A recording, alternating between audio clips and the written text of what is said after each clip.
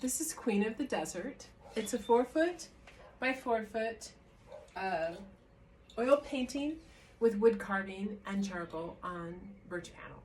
And it's part of my woodland series. I did this a couple years ago, and it took several tries. I think it took a couple years worth of tries, actually. It's it just took, there was a lot of things going on that weren't working. And but one of the reasons that I'm right now, I live in the Southern California desert, on the south side of Joshua Tree National Park in a little town, and you know, Joshua trees are everywhere, and I'm in the Coachella Valley. There was a movie years ago, about 30 years ago, an Australian movie in 1994 called The Adventures of Priscilla, Queen of the Desert. And I saw that a long time ago, and it blew my mind 40 years ago. I was like, whoa, this is really something to think about. And it had some beautiful scenes, just absolutely beautiful scenes.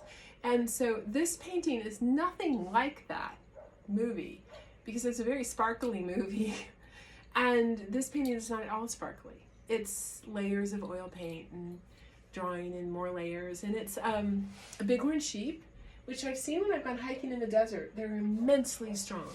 And just don't make eye contact. That's usually the best thing to do.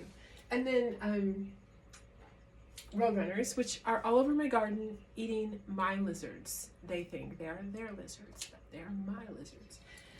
They look like little velociraptors without little arms. They just hop around and eat hummingbirds and everything you love. And they're amazing, truly amazing. And then this is a golden beryl and some desert grasses. And over here is a desert mallow. Sometimes that's called a coral mallow, but sometimes they're called desert mallows. And it's a wild plant to this area. And anyway, I'm really excited about how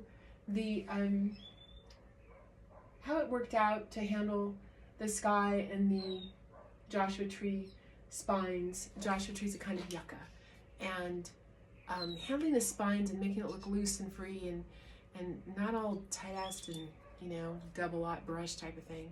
That's not my style.